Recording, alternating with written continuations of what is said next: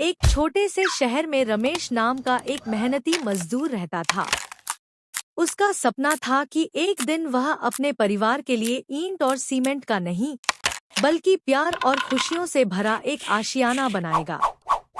रमेश के पास एक छोटा सा कच्चा घर था, जहां उसकी पत्नी सीता और दो बच्चे रोहन और पिंकी रहते थे। बारिश में छत टपकती थी और सर्दी में ठंडी हवा अंदर आती थी। रमेश ने कई सालों तक दिन रात मेहनत की। उसने एक एक पैसा बचाया।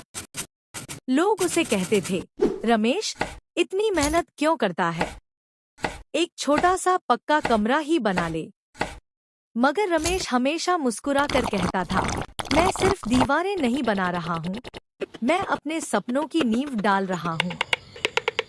आखिरकार वह दिन आया जब रमेश ने जमीन का एक छोटा टुकड़ा खरीदा और अपने घर का निर्माण शुरू किया। सीता हर दिन उसके लिए खाना लाती थी।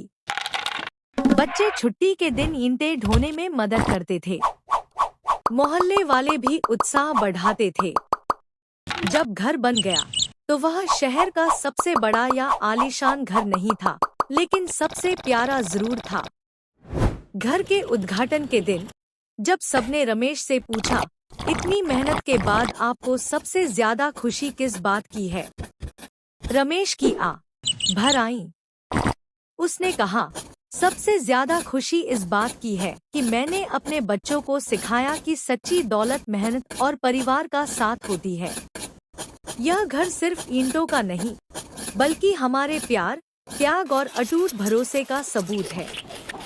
उस दिन रोहन और पिंकी को समझ आया कि घर वह जगह नहीं होती जहां हम रहते हैं, बल्कि वह जगह होती है जहां प्यार रहता है। कैसी लगी आपको यह कहानी?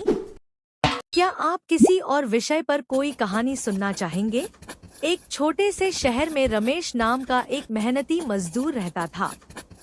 उसका सपना था कि एक दिन वह अपने परिवार के लिए ईंट और सीमेंट का नहीं, बल्कि प्यार और खुशियों से भरा एक आशियाना बनाएगा।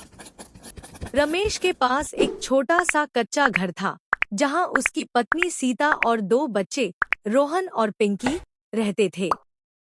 बारिश में छत टपकती थी और सर्दी में ठंडी हवा अंदर आती थी। रमेश ने कई सालों तक दिन रात मेहनत की। उसने एक एक पैसा बचाया। लोग उसे कहते थे, रमेश इतनी मेहनत